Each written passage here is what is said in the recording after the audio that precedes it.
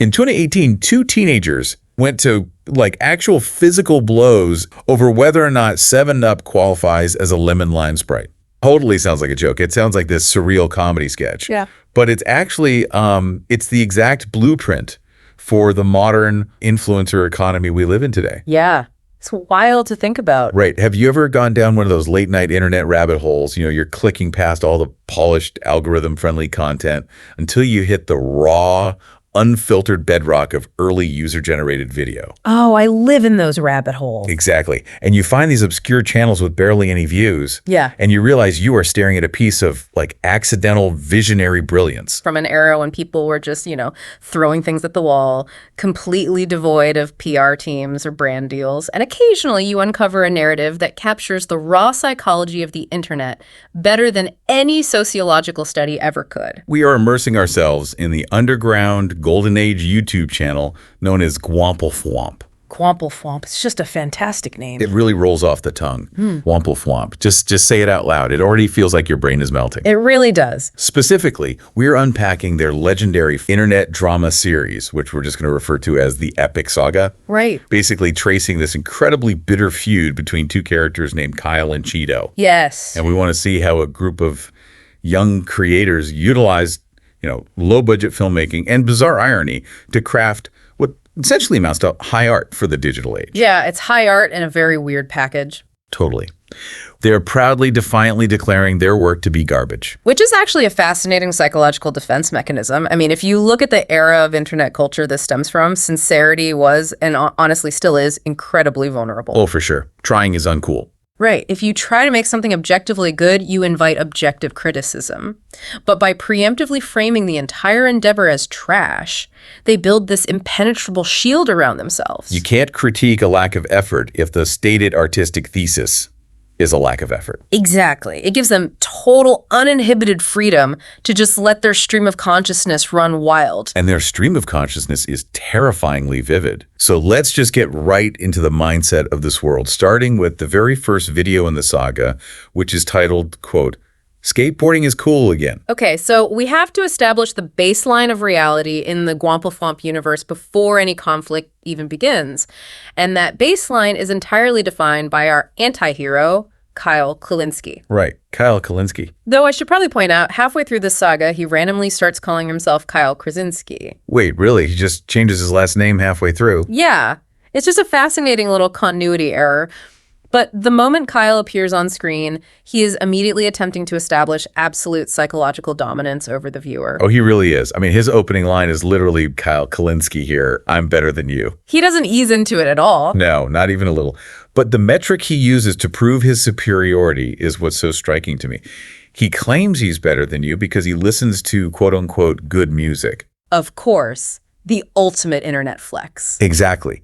And his definitive example of high culture music is the band Fall Out Boy. I love that so much. It's so good. He even does this little mental gymnastics routine where he says, "That's not my name, got you there." Right. He's basically winning a completely imaginary argument against an audience that hasn't even spoken yet. Yes, he is arguing with the air and declaring himself the victor. It reveals so much about the early internet archetype of the edgelord. Kyle's basically weaponizing consumer tastes as a substitute for an actual personality. Wow, yeah. In his mind, your cultural consumption dictates your human value, and he is just a walking contradiction from the ground up. Take his mode of transportation, for example. Oh my gosh, the skateboard. Right. The video is about skateboarding, but he's standing there with an electric skateboard. Yeah. And deep down, he knows there is a cultural stigma against electric boards in the actual skating community, right? Mm-hmm. So he proactively attacks manual skateboarding to protect his own ego. He goes on the offensive. Exactly. He claims that if you actually have to push the board with your foot, it's not skating, it's just drag. It's just drag. He completely rewrites reality so that his specific inadequacy becomes a virtue. Totally. If you can't manual skate, well, then manual skating is stupid anyway. And it really peaks when he tries to show off for these imaginary LA girls that he insists are watching him. Oh, the LA. Yeah, he introduces his signature trick that he calls the ghost ride. He claims this is the move he uses to impress girls at, like music festivals and church camps. The demographic spread there is incredible. Festivals and church camps. He covers all his bases. And the trick itself is just, I mean, it's baffling. It really is. He jumps off the moving electric skateboard, lets the board fly away entirely on its own at high speed, and then he just stands there. And he frequently gets hurt doing it. Yeah, and notice how he frames the injury, too. He turns to the camera and says, I wasn't hurt. That was just an example of how sometimes you can, hurt yourself really hard. He literally says he wasn't hurt while limping. He is taking an obvious failure and trying to rebrand it as an educational demonstration. Wait, think about that ghost ride trick for a second. If you look at the actual mechanics of what he's doing, it's the perfect physical metaphor for his entire online persona. Oh, I see where you're going with this. Right. He literally throws his vehicle away, achieves absolutely nothing, hurts himself in the process, and then proudly presents the disaster as a triumph of skill. Yeah. Isn't that just self-sabotaging internet behavior in a nutshell? You log on, you post something completely destructive to your own reputation, you alienate everyone around you, and then you turn to the camera and demand applause for being so daring. That is a remarkably sharp way to look at it. The ghost ride is basically the physical manifestation of the internet troll's playbook. Exactly. It's destructive, it's pointless, but it's heavily branded. Kyle is just a perfect time capsule of that mid-2010s digital angst. It's this unearned confidence desperately trying to mask deep structural insecurity. Yeah, you really see it in how he anchors his identity to a very specific bygone era. He complains that people today just watch Jake Paul, and he laments, I miss when there was anime and Linkin Park. He views 2007 as this golden utopia. And he also cites the movie Suicide Squad as his favorite film. Oh, right. He desperately wants to be perceived as complex and dangerous. Yeah, he's wearing this manufactured trauma like a leather jacket. Yeah. Even though everything we see about his life suggests he is just a bored kid in a parking lot. It's completely performative. Performative trauma is a massive currency on the internet, and Kyle is just minting it out of thin air. Right. He is performing for an imagined audience that he desperately wants validation from, but that he simultaneously resents. Right. And that resentment really boils over into a highly specific, very chaotic political monologue midway through the video. Okay, yes. There's a moment here that really highlights this fractured psychology, and we definitely have to talk about it because it's just so bizarre. But before we do, I need to be incredibly clear with you, the listener, about what we are doing here. We are not here to debate the politics of what this fictional character is saying. Right. We are just looking at the mechanics of the internet echo chamber. Exactly. So with that completely clear, Kyle goes on this tangent where he states he thought Donald Trump was going to, quote, make it all better, because he has this intense, overriding fear that feminists are going to destroy our way of life. Right. And the way his brain connects those broad societal grievances to his immediate physical reality is just astonishing. It's wild. He attempts to make an analogy to explain his worldview, and he lands on the ball bearings inside his skateboard wheel. Yes, the ball bearings. He points out that you have to keep the ball bearings under your feet for the board to work, which, okay, mechanically true. But then he makes this massive, surreal leap in logic, comparing women to skateboard ball bearings. It's quite the leap. He claims that both women and ball bearings are meant to be, quote, under men, but that women are now taking over society. He literally says, we're taking things that are under us and we're making them up here, they're just taking over our society. As a piece of character study, it is utterly fascinating. Kyle feels a profound loss of control in his own life, right? Definitely. He can't ride a manual skateboard. His signature trick involves abandoning his board completely.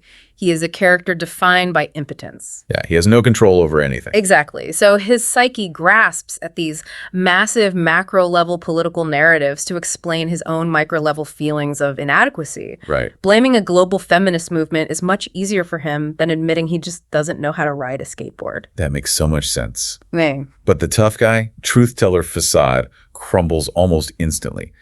Seconds after this intense political rant, he flexes his arm for the cameraman and says, I usually do this so they can see your muscles. Oh my God, yeah. And then he vaguely mentions having a girlfriend who conveniently goes to a different town. The classic. It's the oldest middle school lie in the book. The contrast between the epic internal monologue of a political warrior and the mundane reality of a kid bragging about an imaginary girlfriend is just staggering. That contrast really is the comedic and sociological engine of the entire saga. Kyle represents the kind of user who lives entirely within an echo chamber, adopting extreme rhetoric to simulate authority. Yeah. But that isolated delusion can't last forever. Eventually, that mindset has to crash into the broader digital ecosystem. Which is exactly what happens next. The narrative universe expands dramatically in the second video of the saga. It's titled Epic Gamers at the Park Drinking Sprite. We move away from Kyle's isolated parking lot and into the wider culture these characters inhabit. And the culture's, well, it's something else. We are introduced to a group of self-identified epic gamers, and it's crucial to analyze what constitutes an epic gamer in this universe. Because they aren't gaming. No, they aren't actually playing video games at all. They're just hanging out at a public park, enthusiastically chanting phrases like, "YOLO my dude." YOLO my dude. So pure. Their primary defining activity is just drinking Sprite. But they aren't just drinking it. They are engaging in this bizarre ritual where they pour the soda onto the weeds and flowers in the park. Right. One of them justifies it by saying, "Taste the Sprite helps everything grow." Which I want to note a brilliant piece of accidental world building here. They constantly refer to the soda as Sprite, that they are actually drinking 7-Up. Right, the 7-Up. That misidentification actually becomes a major catalyst for conflict later on, but looking at the park scene itself, it perfectly captures the internet's innate tendency to elevate the mundane into lore. What do you mean by that? Well, teenagers loitering in a park is a tale as old as time. But in the digital age, they are epic gamers engaged in a vital, branded activity. Everything must be categorized and elevated for content. Oh, I see. It can't just be hanging out. It has to be an epic event. And just as we're settling into this weird, goofy ritual of watering weeds with soda, the video just fractures. Out of nowhere, a disembodied voiceover begins condemning the scene. Yeah, it takes a really dark turn. It frames these kids pouring soda on weeds as a massive ecological disaster. The voice says, "Completely polluted, get this mess." That environmental critique is jarring enough, but it immediately leads into one of the most severe tonal shifts you will ever witness. It gave me whiplash. The video cuts, and we are hit with a deadpan, a deeply existential monologue. And this isn't original dialogue. It is a direct, word-for-word quote from the video game Metal Gear Solid Phantom Pain. Yes, the audio suddenly shifts to, "Why are we still here just to suffer every night? I can feel my leg and my arm, my fingers, the body. I've lost the comrades. It's like they're all still there."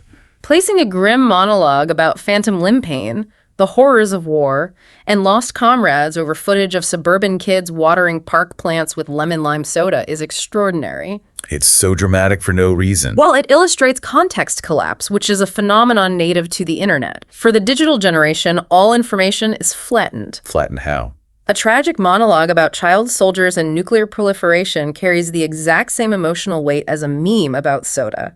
They occupy the same space in the brain and can be mashed together without any friction. Okay. I hear you using terms like context collapse, but I have to ask, are we just projecting high art onto teenagers making garbage?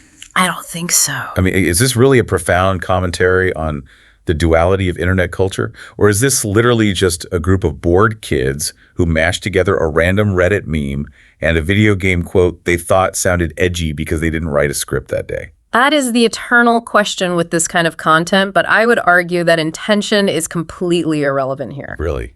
Irrelevant. Yeah.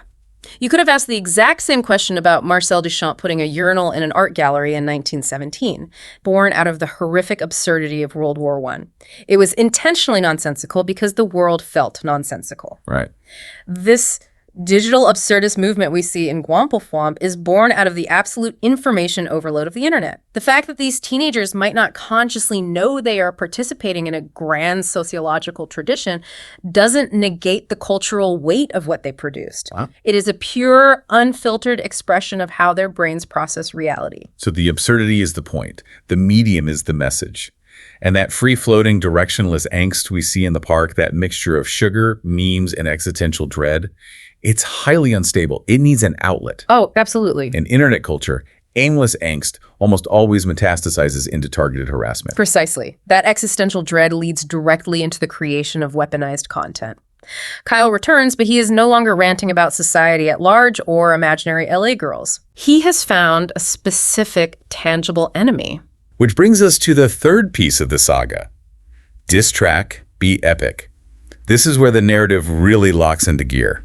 Kyle drops a YouTube diss track targeting Cheeto. Yes, the diss track. And the lyrics of this track are a fascinating study in how people construct authority online.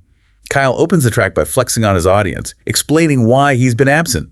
He proudly announces, I've been at Central Community College trying to get my gen eds done, so here we go. It might be the least intimidating boast in the history of the diss track genre. It really is. He is flexing about completing basic general education requirements, but you have to view it through Kyle's distorted lens. How does he see it? In his mind, attending community college elevates him to the status of a serious adult.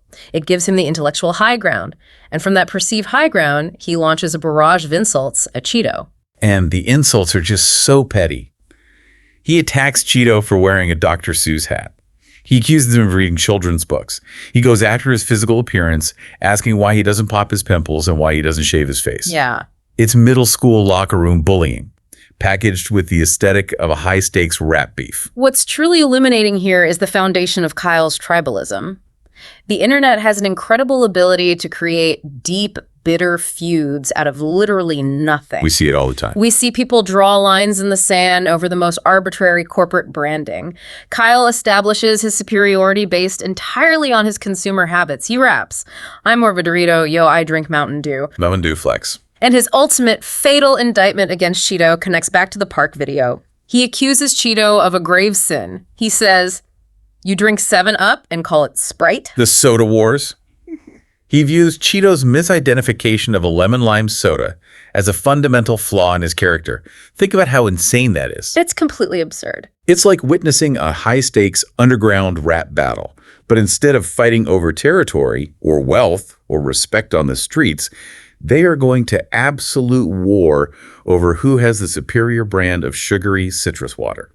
It is a parody of the artificial bravado we see from mainstream influencers. When you have no real struggles, you have to invent them to generate content. Wow, yeah. Kyle also asserts his dominance through video game choices. Yeah. He plays Destiny while he accuses Cheeto of playing Call of Duty, which Kyle confidently states is not as good of a game. He just states it as an objective fact. Yeah. And we cannot forget the great roller skate debate. Oh, the math. Yes.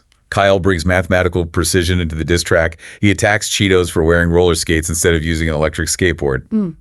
Kyle's argument is based on the wheel-to-foot ratio. The wheel-to-foot ratio. He says, I have 4 wheels under my legs, but you only have 1 wheel per foot, which is not as good as mine. Right. He's deeply offended that Cheeto skates lack motor-propelled technology, even suggesting that roller skating shouldn't be legally called skating, but just rolling. It's all about simulating significance. Kyle is going through the motions of a massive influencer feud. And what is the inescapable conclusion of any modern YouTube feud? The boxing match. The physical challenge. The diss track cannot exist in a vacuum. Exactly. Kyle officially challenges Cheeto to a boxing match. Kyle looks at a multi-million-dollar event held in a sold-out arena, and he maps that exact template onto his low-stakes, community college, Mountain Dew-fueled life. He assumes that if he copies the format, the diss track, the brand loyalty, the boxing challenge, the fame and validation will automatically follow. He treats reality like an algorithm.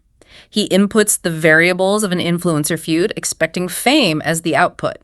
And by the laws of the internet, a diss track demands a response track. Right, you have to hit back. The audience expects Cheeto to drop a video defending his 7-Up and his roller skates. The stage is set for a hilarious escalation of petty nonsense. But that's not what happens. The Gwomple Thwomp saga pivots so hard it gives you whiplash. They pull the rug out from under the viewer with a totally jarring injection of real-world morality. The comedy just stops dead in its tracks. This occurs in the 4th video, titled Diss Track Be Lame. Structurally, it is a brilliant piece of subversion. We don't get a response from Cheeto. Instead, a new character is introduced. Chester, who is Cheeto's older brother. Chester sits in front of a webcam and delivers a heavy, sobering reality check. Chester reveals a plot twist that changes the entire context of the series. He tells the audience that his little brother Cheeto, specifically noting that he is on the autism spectrum. Suddenly, all those goofy, hyper-specific insults from Kyle's diss track are recontextualized. They aren't funny anymore. They are incredibly cruel. Chester systematically dismantles the diss track by explaining the tragic lore behind every single thing Kyle mocked. Let's look at the Dr. Seuss hat, for instance. Kyle thought it was a fashion faux pas. Chester explains that he has to read Dr. Seuss to his brother every day at school, and wearing that specific hat is the only coping mechanism that allows Cheetos to pay attention in class. Oh, man. And the origin of the name Cheeto is heartbreaking. Chester reveals that when Cheeto was younger, he shoved a Cheeto up his nose. Because of his cognitive disability, he couldn't read and didn't understand the social dynamics of what was happening. Right. The other kids ruthlessly bullied him and called him Cheeto as a slur. But Cheeto didn't know any better, so he just embraced the name, thinking it was the nickname. Even the soda confusion is explained. Chester addresses Kyle's accusation about confusing 7-Up and Sprite, saying simply, he doesn't know the difference, he doesn't understand. By introducing the reality of ableism and schoolyard bullying, the creators force the viewer into a state of acute guilt. We were just laughing along with Kyle's absurdity, treating it as a joke. Now we are confronted with the reality that we were entertained by the bullying of a disabled teenager who doesn't even understand the game being played. I remember watching this part and genuinely feeling bad for chuckling at the diss track. It's a powerful narrative trick. It really is. He is deeply wounded about his brother's autism, but he seems equally offended by Kyle's inaccurate wheel-to-foot ratio. It perfectly highlights how the internet brain forces people to prioritize pedantic corrections over genuine empathy. He tells Kyle, I don't care about your mental illness. It turns into this morbid competition of who has the most trauma to leverage for algorithmic sympathy. It is a razor-sharp critique of the cloud economy. And Chester is the one who forces the narrative into its final, inevitable stage. He tells Kyle that Cheeto saw the diss track, got excited, and now expects the boxing match to actually happen. Oh no. And the reason Cheeto is excited is the ultimate tragedy. Chester warns Kyle that Cheeto loves WWE wrestling and genuinely believes it's completely real. The beef leaves the safety of the comment section and enters the real world. Which brings us to the climax of the saga. The fifth video, appropriately titled Kyle vs. Cheeto Epic Finale. The inescapable conclusion. The physical spectacle. The video opens with pre-fight hype interviews, mimicking the aesthetic of a pay-per-view sporting event. Right. The community has gathered. They interview a random bystander who claims Cheeto is a real OG and has a solid chance of winning. It shows how the digital drama has infected the physical community. And then we get Kyle's pre-fight interview, which might be the most crystalline example of terminally online logic I have ever heard. Amazing. Kyle is asked about his preparation, and he admits openly that he hasn't trained at all, but in the very next breath, he guarantees a victory. Yeah. And you have to hear his reasoning. He says he's going to win the physical fistfight because, quote, I have a SoundCloud and I got my homies with me, so clearly I have friends. In Kyle's mind, having a SoundCloud account and having people stand next to him in a video mathematically translates into punching power. It's delusional. He has entirely confused his digital avatar with his fragile physical body. He thinks the algorithm is going to protect his jaw. And then the video builds to the moment we have all been waiting for. 3, 2, 1, fight. And it's nothing. It is the absolute definition of an anticlimax. The fight is brief, meaningless, and incredibly amateurish. But that anticlimax is the profound truth of internet drama. The buildup is the entire point of the exercise. It reminds me of that classic piece of 1980s television history when Geraldo Rivera hyped up the opening of Al Capone's secret vault. He spent weeks generating this massive, earth-shattering media frenzy. Millions of people tuned in. They finally blast open the concrete doors to the vault, and it's completely empty. But here's the secret. The hype was the product. The advertising dollars were secured, and the ratings were locked in before the vault was ever opened. Exactly right. Gwamplethwomp distills that massive media phenomenon into a few minutes of low-resolution YouTube footage. As we pull all of these threads together, it becomes clear that the epic saga is a masterpiece of digital reflection. It really is. Whether these teenagers knew exactly what they were doing or simply absorbed the cultural ether around them, they managed to parody the entire ecosystem of modern influencer culture years before it fully matured. They mapped out the entire playbook: the manufactured drama, the hyper-specific brand tribalism, the weaponized diss tracks, the uncomfortable exploitation of personal trauma for clout, and the inevitable low-quality physical spectacle at the end. We see this exact cycle play out every single month now, with mainstream mega influencers generating millions of dollars in revenue. Do you really care who wins the influencer boxing match, or are you just along for the ghost ride? These underground kids just did it with electric skateboards and lemon lime soda. It's brilliant. The blueprint for the 2030s is out there right now, sitting on a channel with 10 views and 0 comments. We just haven't recognized it yet. The rabbit hole never really ends, does it?